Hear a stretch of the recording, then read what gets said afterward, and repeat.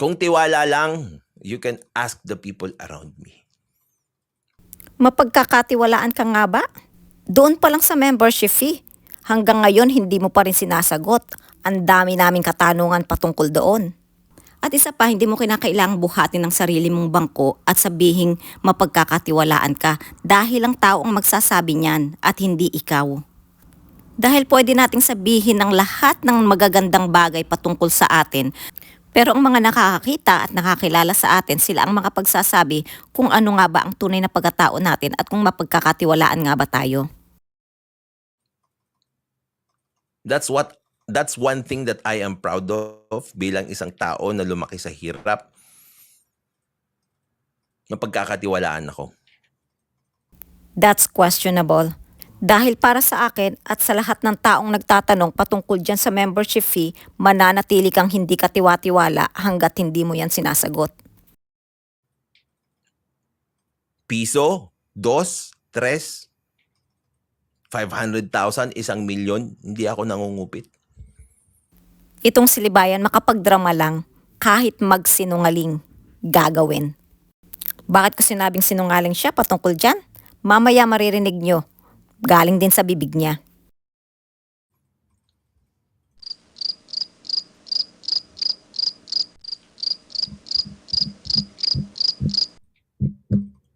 Alam kong wala kayong maibato sa akin. Anong wala, Libayan? Sobrang dami. Kaya nga puro drama na lang ang content ng Batas Nating Channel at Attorney Libayan Channel dahil panay palusot mo at panay drama mo dahil sa mga ibinabato namin sa iyo at sa mga katanungan namin. Kaya nga yung tao sa paligid ko yung tinitira nyo di ba? That is the consequences of your actions, Libayan. Kapag ikaw ang magdadamay sa pamilya ng iba, okay lang, para kang halimaw. Pero kapag ka ang pamilya mo ang dinamay, galit na galit ka at puro drama na. Nagkalkal na kayo't lahat-lahat Wala kayong nakita. Alam mo, Libayan, hindi na namin kinakailangang magkalkal dahil ikaw na mismo ang naghahain ng mga kamalian mo at mga katangahan mo. Sa content mo pa nga lang, umaapaw na yung nakikita kong mali. Kaya hindi ko na kinakailangan magkalkal. Sa content mo pa nga lang, sapat na. Di ba? Sa tingin nyo, sa laki ng network nyo, sa laki ng impluensya ni Raffy Tulfo, wala kayong nahanap sa akin. Mukhang ikaw lang ang hindi nakakakita ng kamalian mo. Tulog ka kasi ng tulog ng mahimbing, kaya ang feeling mo palagi kang panalo. At ang feeling mo, pagkagaling-galing mo. At yung lantaran na natalo sa debate sa age of sexual consent, tapos biglang sasabihin, I won dahil championing the children. Pero until now, wala pa rin nangyayari at hindi mo pa rin inilalabas yung congressman.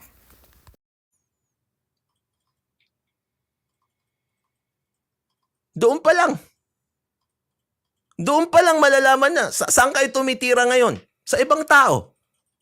Kung tirahin man namin, ito ay patungkol pa rin sa mga issue. Katulad ng sa MLM at katulad dyan sa pasugalan sa Baguio. Kaya siya nadidikit sa pangalan ni Mayor Magalong. To hurt me. Right? So, nahe-hurt ka pala? Pero kapag ikaw ang tumitira sa ibang tao, hindi mo naiisip na nahe-hurt sila?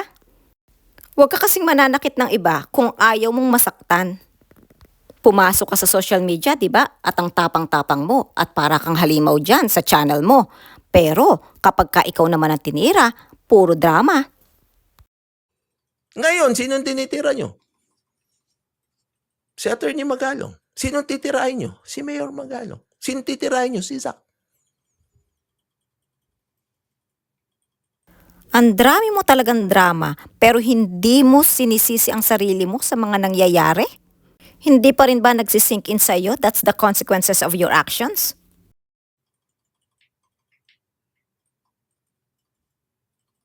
Why not me? Tapos ako yung sasabihin yung hindi mapagkakatiwalaan you cannot even pinpoint one particular actual. Hindi kasi nungalingan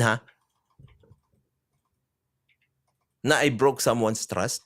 Trust ba ang gusto mo na i-gain? Explain the membership fee. Si Attorney Libayan. Nais ko lang pong sabihin na ang membership sa ating Batas Natin YouTube channel ay available na po. Ang proceeds ho ay gagamitin po para lalong pagbutihin ang pagbibigay natin serbisyo sa ating mga community members pamamagitan ng pag-hire ho ng mga editors at webmasters. At ito naman ang sinabi niya noong May 5, 2023. Payuan ako ni Doc Adam noon. Nung nag-uumpisa ako sa YouTube. Nung unang nagkakilala kami, lagi kami nag-uusap. Nagtatawagan. Ang sabi niya sa akin, alam mo, Attorney Libayan, sabi niya sa akin, English ha. Pero syempre nagtatagalog din naman siya. Ang sinabi niya sa akin, ang dapat mong gawin, magkaroon ka ng edited videos. Yung edited videos mo, yun yung magkakaroon ng mga 1 million views. Sabi niya ganyan sa akin. Kasi nga, mabobore yung mga tao dyan sa ginagawa mo. Syempre, yun ang ginagawa niya eh. And it works for him. Alam niyo yung sinabi ko sa kanya? Oo, magandang suggestion yan. Pero, I don't have the time. Sabi niya, kuha ka ng editor mo. Pero pag kumuha ako ng editor ko, kakausapin ko pa rin yung editor ko kung paano ko gusto lumabas yung video. Tapos pag hindi ko nagustuhan, mag-e-edit kami, magkakaroon ng back and forth. So ayaw niya talaga ng editor from the beginning. It will still consume time. I have to stick with this kind of platform kasi nga ito yung alam ko at ito yung swak sa akin. Diba? He respected it naman. Sabi niya, go ahead. Kung yan talaga gusto mo. Diba? 20th of August 2020, naglagay siya ng membership fee. Parte ng pondo na makakalap para sa editors at yung iba sa webmasters at administrators. Ang gandang pakinggan na may makikinabang sa pondong makakalap. At hindi lang para pagandahin ang pagbibigay ng libreng payong legal at informasyon tungkol sa batas sa Pilipinas. Imagine yung pondo na makakalap magke-create pa ng trabaho. Kaso, noong May 5, 2023, na-booking itong si Libayan, wala palang editor at ayaw niya ng editor. Imagine sa simula, ayaw niya ng editor. Pinayuhan na siya ni Doc Adam na kumuha ng editor pero hindi niya gusto. So bakit kailangan pa niyang sabihin na ang pondo na makakalap ay mapupunta sa editors, webmasters at sa mga administrators? So dapat hindi na lang niya sinama yung editors. Ngayon na-booking ka na wala ka palang editors. Ang tanong, meron ka bang webmasters? At kung wala rin, so ibig sabihin na pupunta lahat ng pondo sa administrator. So ilan ba ang administrator mo? Si Recul, malamang siya ang administrator mo. Recul, magkano ba ang nakukuha mo? Parte ng nakakalap na pondo sa membership fee. Wala namang problema sa paglalagay ng membership fee. Pero kung mangangako ka para kuhanin ang loob ng tao, pero ayaw mo naman pala at hindi mo tutuparin ang sinabi mo doon sa membership fee, so ibig sabihin nandoloko ka. Ganyan ang galawan ng mga korap na politicians, kukuha ng pondo na legal pero hindi naman mapupunta ng buong buo doon sa project na ipinangako nila. Hindi ko sinasabing magnanakaw si Libayan. Ako ay nagtatanong, nag-oobserba at base sa mga nakalap ko, galing na rin mismo sa bibig ni Libayan, hindi siya mapagkakatiwalaan. Taliwa sa sinasabi niyang siya ay mapagkakatiwalaan. Matagal ng katanungan niya patungkol sa membership fee. Until now, tahimik pa rin si Libayan. Bakit kaya?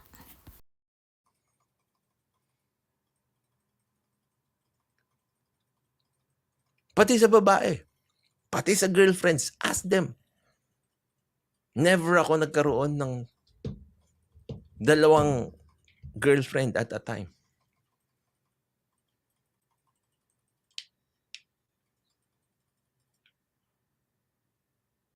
Okay, that's good. At mas maganda, Libayan, kung papakasalan mo si Atty. Magalong dahil iba ang may basbas ng Diyos sa pagsasama ng babae at lalaki. At para na rin yun sa mga anak ninyo. Pero yun naman ay suggestion lang, nasa sa iyo pa rin yan dahil total naman, lagi mong pinagmamalaki ang sarili mo. So ipakita mo sa buong kabatas mo, total lagi ka naman nagpapabida di ba? So pakasalan mo para naman maipakita mo na buong buo ang pagmamahal mo kay Atty. Magalong.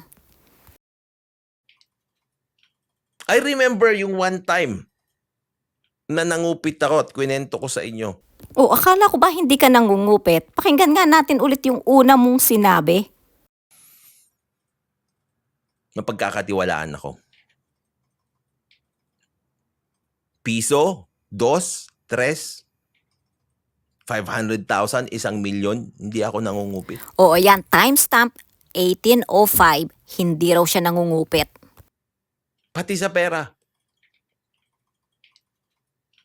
I remember yung one time na nangupit ako at kwento ko sa inyo.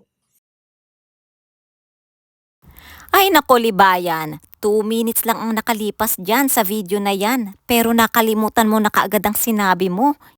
So paano ka namin pagkakatiwalaan? Sabi mo, hindi ka nangungupit. After 2 minutes, biglang nangupit ka rin pala. I was very small. Maybe I was 5 years old. 6 years old. Around that. Nangupit ako ng pera. Ulitin nga natin. Nangupit ako ng pera. Actually, yung pera na yun, napulot ko sa bahay. Piso. Hindi pa piso. Benching ko lang yata yun. Matagal ng panahon eh. Inipit ko sa kilikili ko. Tapos naglakad ako palabas. Nakita ko ng tatay ko. Pinagpapawisan ako ng sobra. Sabi niya sa akin, hindi maganda yung ginagawa mo. Sabi niya sa akin. Sabi ko, bakit? Ganyan. Dapat, yung napulot mo na yan, ibigay mo sa taong may-ari. Balikan natin yung sinabi ng tatay niya. Dapat yung napulot mo, ibigay mo sa taong may-ari.